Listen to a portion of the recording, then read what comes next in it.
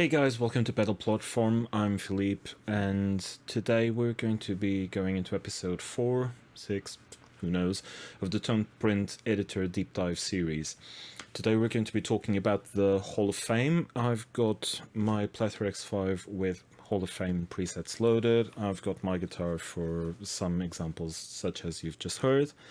I would strongly recommend, if you haven't yet, go watch the previous episodes on the TonePrint Editor series, just so you know what we're talking about here when it comes to saving TonePrints and how to move around in the TonePrint Editor.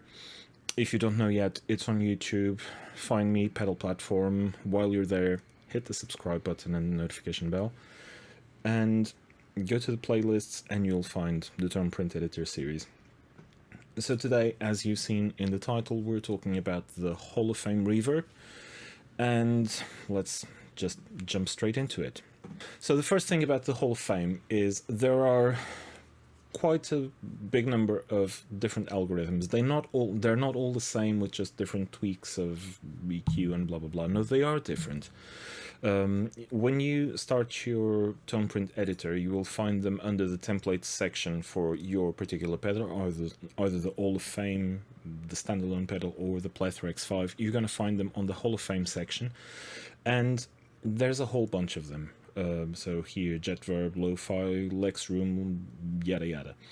Most of these templates have been created by, well, all of them have been created by TC Electronic based on different initial algorithms and then having some added stuff on top, such as different modulations, different octave effects, etc.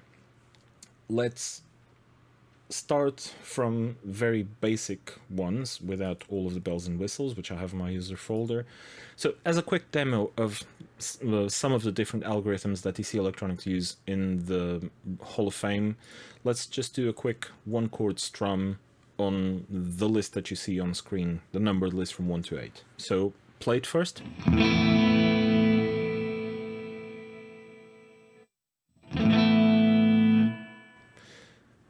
Just an aside here, I haven't changed any settings from the plate. I'm going to show this to you again. So 6 seconds on the plate at full 0 dB. Let me do it again. And now the spring. I'm going to show you it's still the same settings. See, it's a much shorter, much more reflection-based delay, you know, those individual reflections from the springs. So now let's carry on to the room. Hall.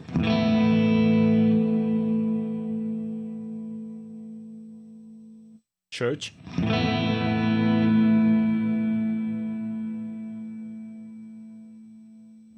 Cathedral.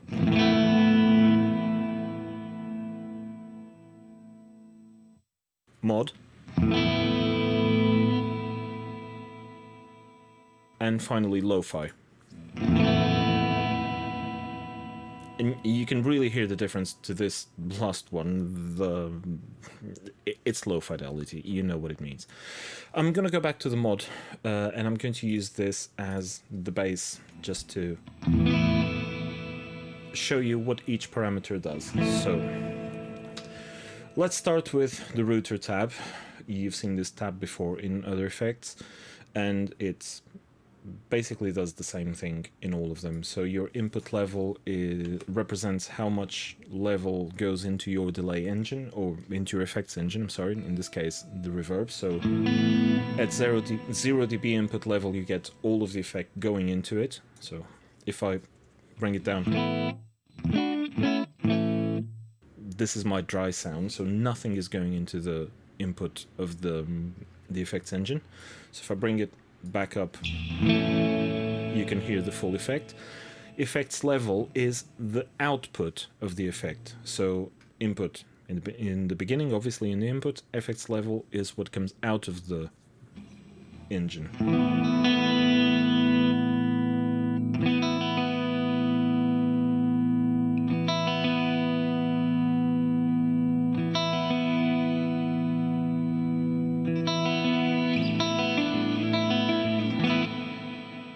Okay, so basically when you adjust your level on your potentiometer or on your Plethora X5 on the little, also potentiometer I guess, yeah, on the screen, this is the parameter that you're adjusting, is usually the output of the effects level. Octaver output, let's leave this one for the end because there's more to this one than meets the eye. And finally you've got the kill dry, which does exactly what it should do. So when I activate kill dry, you don't hear the dry sound of the guitar, you just hear the reverb. So I'm gonna unactivate again.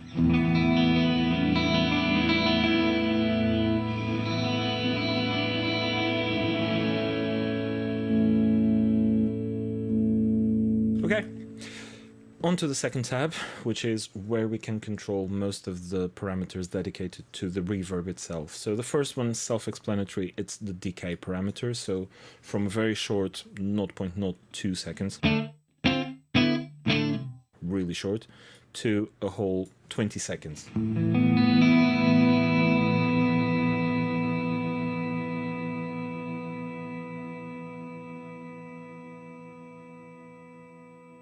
Okay, I'm going to stop this, otherwise it's going to be silly. I'm going to work with something along 5-6 seconds, which is probably enough for now, to find out what it is.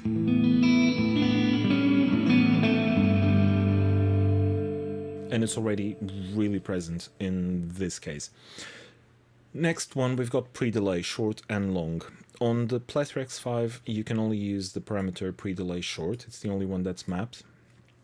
If you have the standalone Hall of Fame pedal, you have a little switch between the two top knobs, so between reverb and tone.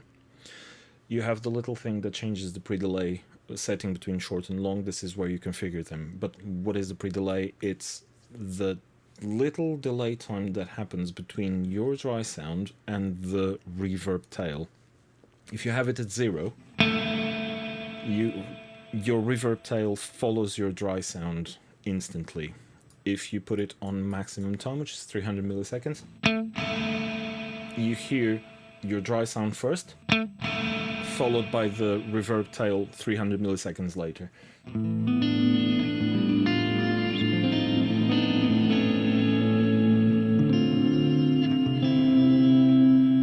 Obviously this is a very exaggerated effect, but if you bring it closer to 30 milliseconds, 40 eventually,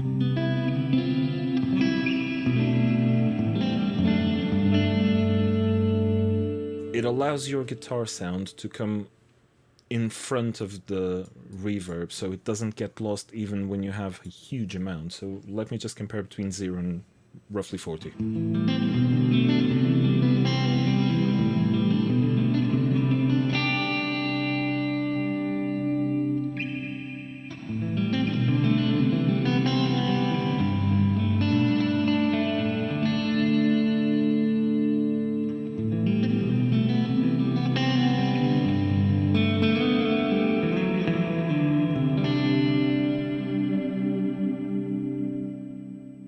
So that's PreDelay. I'm going to put it at 0 again for the purposes of the demonstration. So the next parameter, diffusion. Diffusion, you can see this as the amount of furniture inside a room, but furniture that doesn't affect the length of the delay.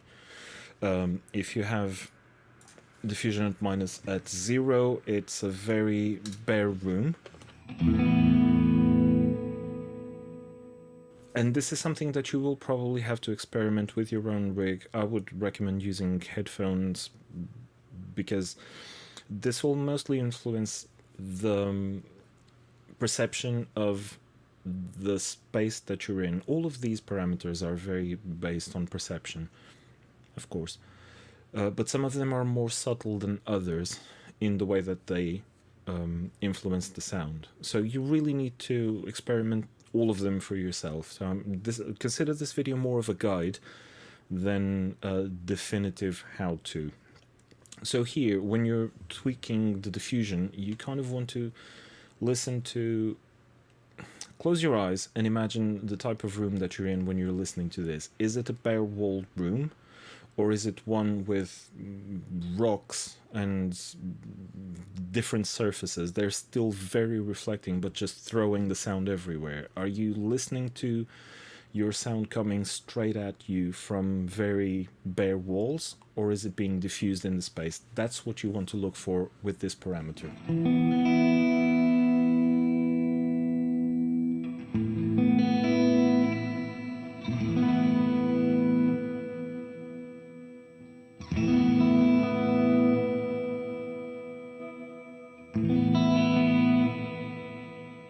See, there's almost it's an auditory sensation of being more involved in the sound rather than just having very stark and present. So let's see what it does when we go to negative values. You can almost hear the individual reflections. See the tick, tick, tick, tick, tick.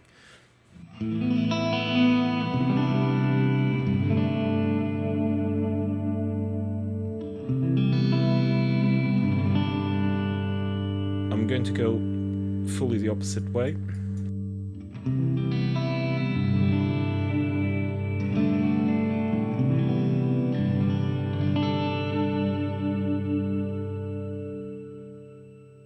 It's like a pillow of sound rather than waves coming back at you. So I'm going to go back to 0. Nice enough. Finally, we have 3 EQ parameters related to the reverb tail itself. So low color will influence the amount of bass present in the sound. So let's try seeing this way.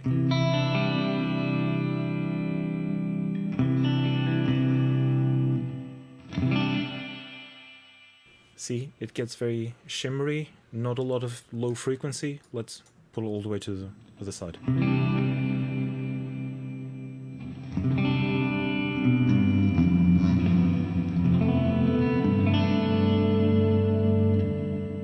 It's a very boomy reverb this way.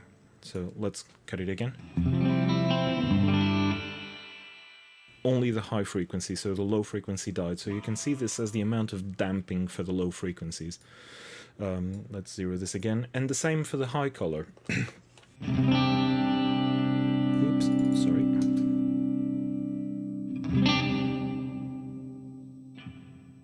Or...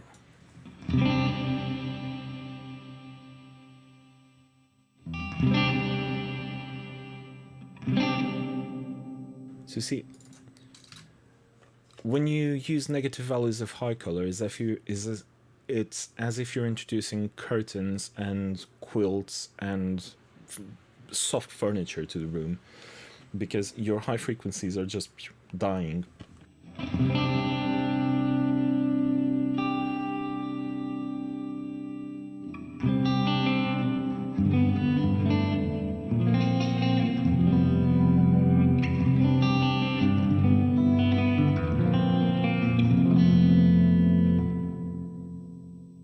And on the opposite side of the spectrum,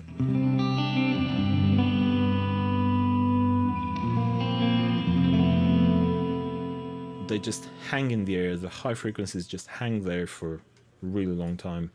That might be an effect that you're looking for. If you want something more natural, you kind of want to stay on the balanced 0 to slightly minus on the high color.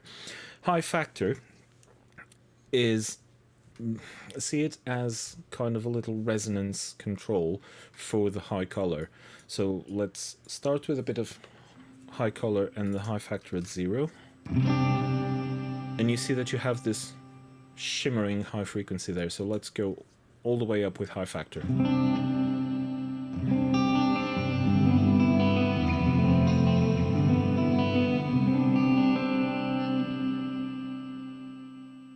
It's like a bit of a resonance on the high frequency. Let's go the other way.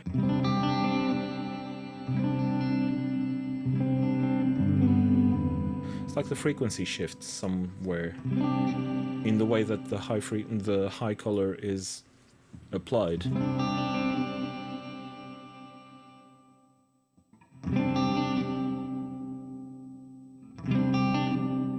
See, there's a slight shift in frequency, or the resonance of the high frequency. Again, you need to test this for yourself, and preferably with headphones plugged into your rig, so that you can hear exactly what's going on. On the other hand, if you're just using a guitar speaker, which isn't really very effective in the high frequencies anyway, you might not even hear any of this stuff. So experiment. As usual, experiment with all of this. This is not a spectator sport. Again, I can guide you and give you pointers to what you should be listening for, but it still means that you have to be the one doing the listening. And YouTube isn't going to show you most of the detail here. Just make sure you're listening and watching this video in 1080p, because otherwise the sound compression is going to be even worse than usual. And it's going to make it easier for you to understand what's going on screen anyway. Out with that, let's carry on. The next bit is the mod on-off. This activates a modulation parameter inside the reverb itself. This is typical to each algorithm that it's being used.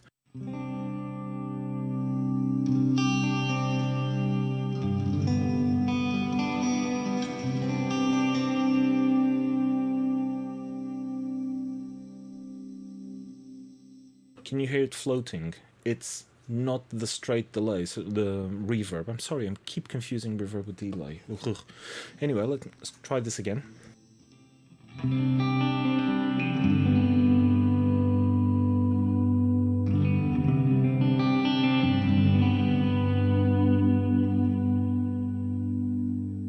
Can you hear a slight deviation?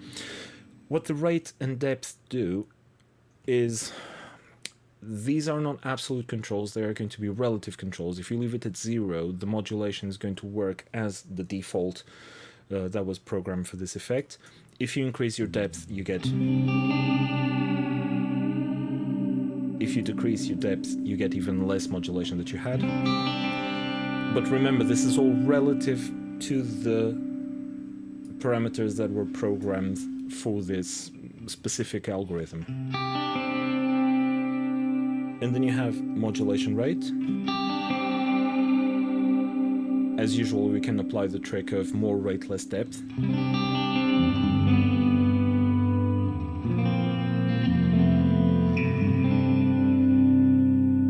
Or go the other way around, less rate, more depth.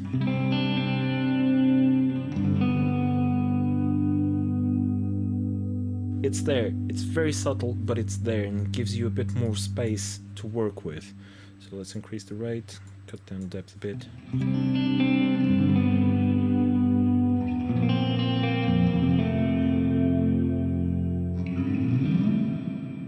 Anyway, go test this for yourself.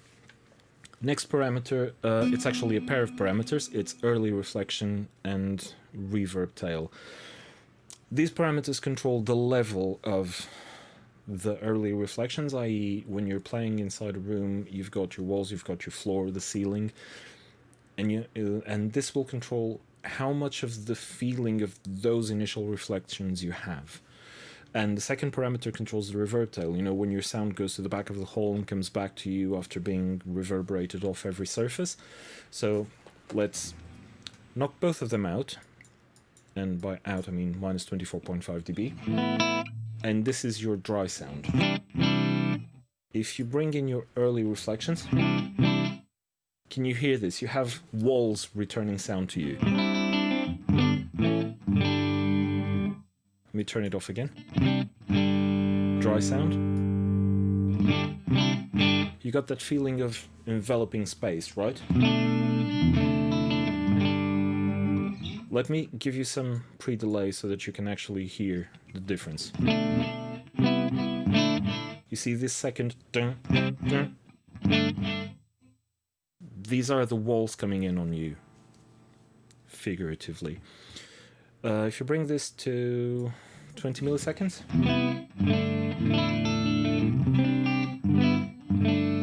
it's a more real effect now. You've been there, you've been in this space, you've had your guitar playing in a room, and you get the whole space coming back at you. If you're in a small room, you might have 10, 14 milliseconds.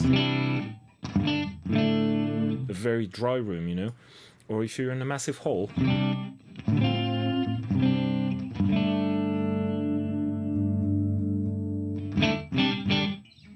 And then you have your reverb tail. I'm going to turn off the early reflections just so you see. So again, dry sound. And then the whole onslaught of reverb.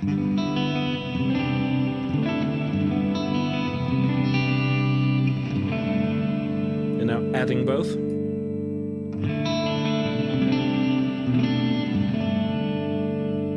And I'm going to dampen the room a bit by doing this.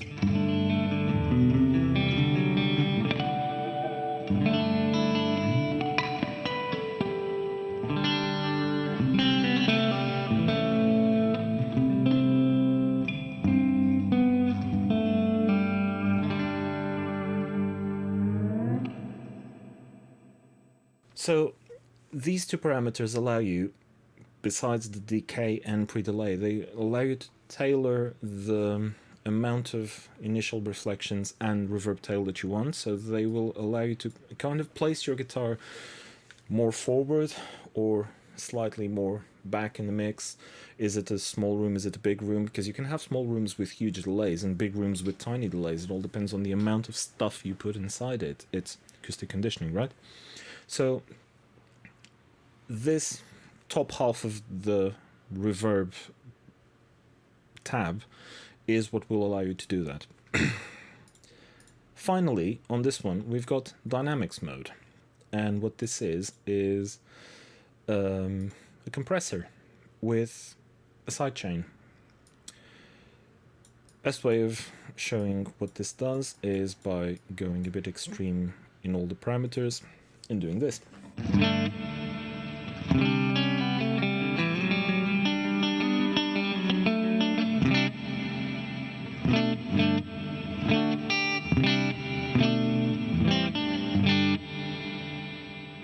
So as you could hear, as long as I'm playing, I don't have reverb.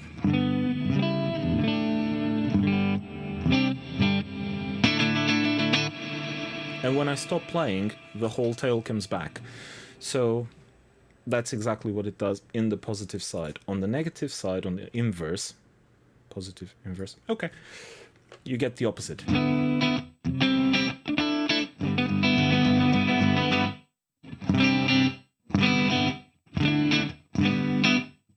So you get a gated reverb. As long as you're playing, you get reverb. You stop playing, reverb goes away. So now let's fine-tune this. Obviously, this is the threshold, i.e. how much of the guitar level. Let's put this, yeah, let's keep it on inverse for now. How much signal do you need to trigger the thing? So I'm going to, yep, let's go back to positive. It's easier to find out.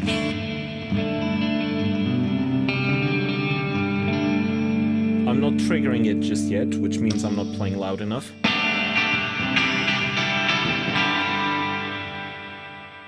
Meh, mostly. So the lower this number is, so the higher negative this number is, the less guitar signal you need to actually trigger this.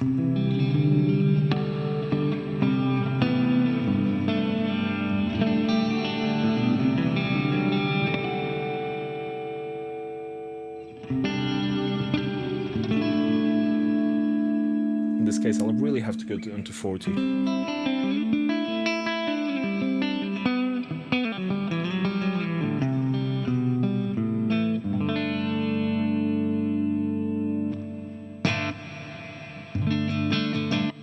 So you can hear, as long as I'm playing with threshold at -40, the reverb is being compressed, it's being ducked.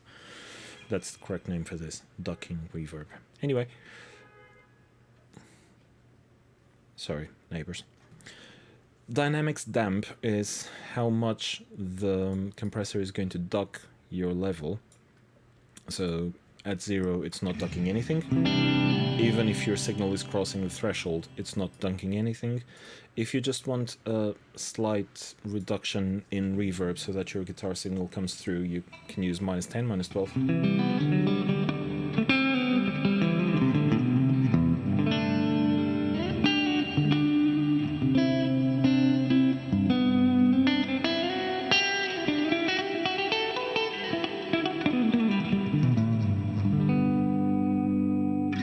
If you want the whole reverb to go away, come down, -60.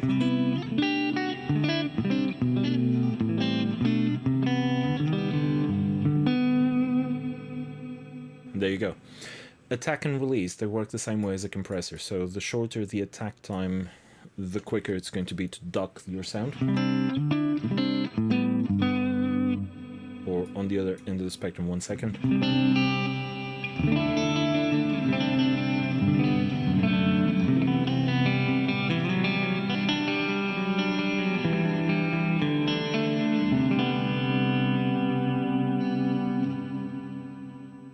And on the other side, you've got the release, which is how long it'll take to release the level of the reverb back to the original after you stop playing. So if I do very short stabs,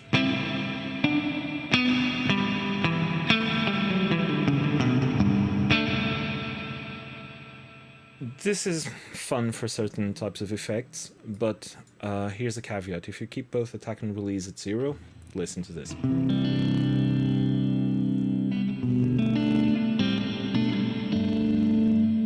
This happens because your signal is floating above and below the threshold rather quickly. So there will be a point where your signal goes above the threshold and then it starts coming down, and while it's doing this and oscillating about the threshold, your compressor is going to be catching, releasing, catching, releasing, catching, releasing at very quick times. So in this case, almost instantly, less than 1 millisecond. It can't handle it. So if you want a really quick time, give it just a bit of attack, just a bit of release.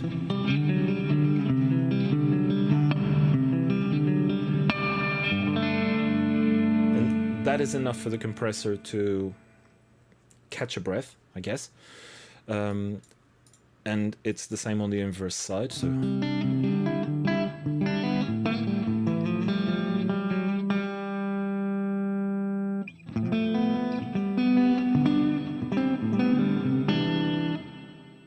In this side, the release acts as the length of the duration. It kind of reverses function, so it now works as a gate, so technically you don't have reverb until you start playing.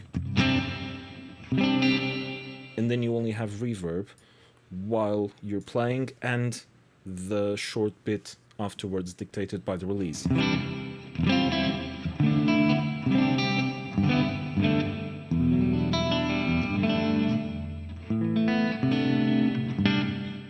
See? Again, go try this out for yourself. Next tab, modulation. You've seen this before. Go watch episode number 3 or number 5, modulation 1. It's all the same. This is only acting on the reverb tail. This will not act on the dry sound, but you've seen all of these parameters. We've explained all of them on that tab. So go check it out and then come back to this one. And now for the final interesting tab, the Octaver.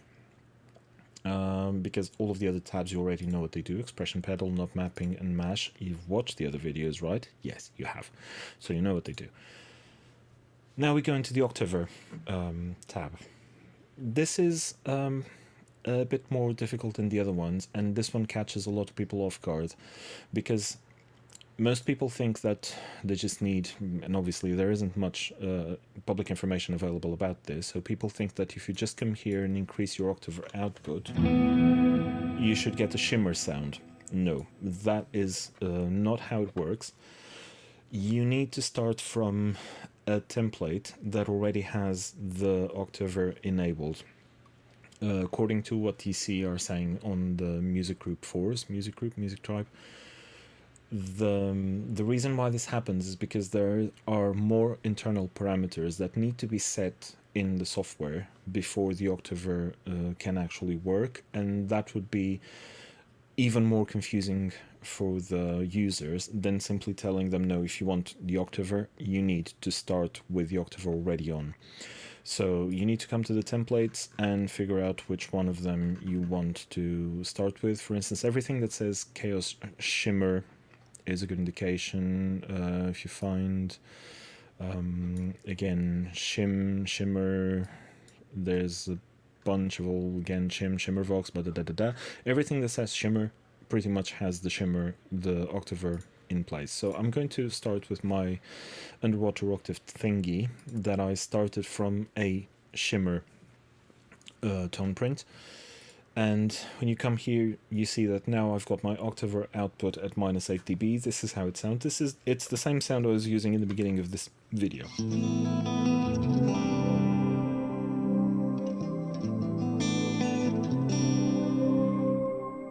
And you can hear this layer of synthesized sounds coming on top of the guitar. On top of the reverb, I mean.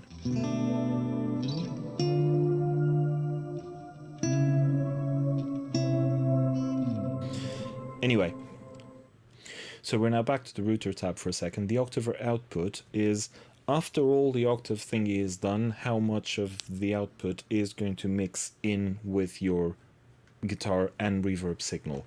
So we can go from -100, no octave. We can go up to 0. All the octave in the world. I tend to stay within -10, -8, -12.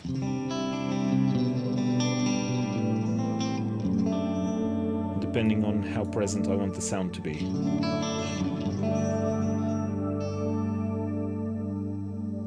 Okay. This one is a bit more difficult to show and explain because these parameters are all relatively linked together in ways that aren't very easy to hear. Again, go and experiment for yourself. I'm just going to give you a few pointers of what's going on. The first one, the input filter first, kind of dictates above what frequency is the Octaver effect going to work. So when it starts at 54 Hz as it is right now, you can hear the octaves coming up even on the lower note of the guitar. If I start bumping this filter up, you only hear them starting to showing up from the harmonics of the note. So now I'm going to push it all the way up to 1 kilohertz. See, it's almost gone because all of the frequencies that are being produced by my lower note are below 1 kilohertz, so you can't hear any octaves. If I do a harmonic there, 5th fret, you can start hearing something because there is a bit more high frequency content there. So I'm going to lower it to 128. See, it's been created now because I have a lot of content above 128. Think of this one as an input EQ for your Octaver, or rather a filter of below this frequency. I don't want anything that I do to be affected by the Octaver. The filter spacing, we'll come back to in a second. Let's first look at the filter count. Filter count is how many chunks is your whole frequency spectrum going to be divided into, so that the filter can analyze, the effect can analyze your sound and come up with what frequencies do I actually need to act on. So when you reduce your filter count, it has less filters to work with, so it's more bound to start being out of tune when you throw complex chords into it. If you just do simple chords, it's still going to catch them. When you start throwing stuff like this, it's coming slightly out of tune. The filter spacing, it's related to this one because it dictates the space between filters, literally. In this case, 75 Hz is still a relatively low value. It can go all the way up to 200 Hz. So what happens, for instance, if you have a low filter count, 20 for instance, with 200 Hz spacing, and throw it a complex chord, you start getting some funny octaves there. And this is more noticeable when you have close notes. If you have two very distant notes, like this, you're fine. But if you have notes that are one tone apart, yeah, something starts sounding really off. So, depending on what you want to do, if you want your octaves to be relatively in tune, keep your spacing low and your filter count high. From then onwards, the input filter cue, the spacing dictates how much space you have between them, the cue dictates how wide they are, so how many frequencies they catch under each filter. So if you make them too... Don't forget that the cue works the other way around, so the higher the cue, the narrower the band is. So if you have a very low cue, it will probably not catch... They won't be very accurate, so you want to keep the cue relatively high for some accuracy. From then on, you have the cue tilt, which dictates in your spectrum of low frequency to high frequency which one is going to be more emphasized by the filters. And then closely related to that, you have the resonance, which is what rel up means. It's the resonance of the filter in relation to the frequency of the frequency distribution between low and high. These parameters are relatively difficult to demonstrate because we could be here all night trying to trigger something very different. So again, go and experiment, sit down with your guitar or your keyboards, your instrument of choice, and play with this. Just be careful, sometimes you might trigger some weird feedbacks going on, so try to keep your levels relatively low while you're doing this.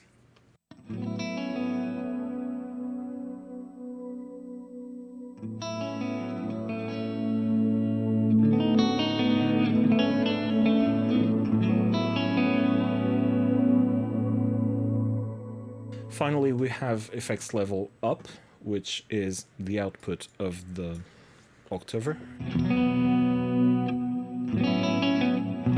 So nothing at -100, and then you start bringing it up.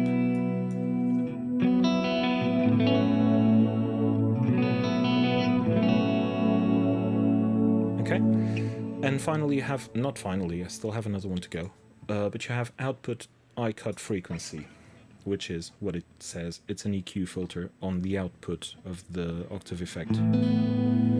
So if I set it low, 250, you only hear low frequencies.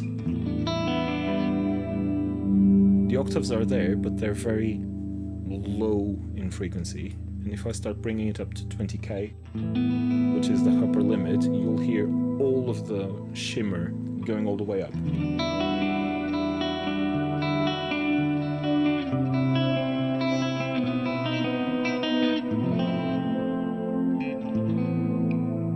I'm going to limit this a bit so it doesn't get too piercing. And now, finally, you've got drive, which is a slight distortion that can be applied to the synthesized octaves. This is this is level compensated, so you can go all the way up to 40 dB drive, and the level isn't going to blow up, so as you increase the drive, it decreases the level automatically. But what happens is now you can hear them slightly more gritty, slightly longer, because in fact they're being compressed, they're being driven.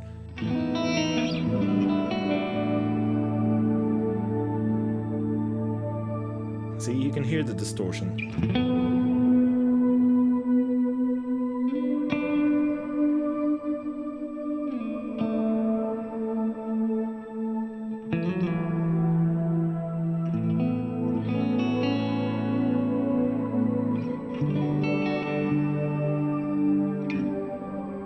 Sorry, having too much fun. So this is it. This is the Hall of Fame parameters. This is the deep dive. Again, you need to go and experiment with all of this. It really is not a spectator sport. Just take this video as little pointers of what you should be looking out for. It's the best thing that you can do for yourself. Is just plug your pedal in to your computer or your mobile device, sit down with a cup of coffee and your headphones, and have a play. Start with all of the templates that TC give you on the templates section. Start with these, figure out the ones without shimmer, go and figure out what they do for you. You might even find stuff that you don't need to tweak, that you can simply use in your own music. If you do need to tweak them, then very simple. Let's, for instance, get this box, you click that icon, and everything's available to you to tweak, and as usual, save your TonePrint, and you're done. So hit me up in the comments if there's anything you still need to know about this. If I can help you, obviously, I will respond to you as quickly as I can. If you would like to show your support for the channel, please buy me a coffee on Ko-fi. You can find some of the information related to my previous videos here. For instance, the effects loop video, all of the graphics are available there. There are some tone prints also available for download. Well, not the tone prints, but the screen capture of the tone prints. So you can all find them on Ko-fi. So go and take a look. And I will see you in the next video, which will probably be about the flashback delay. Till the next time, I've been Philippe. Have fun!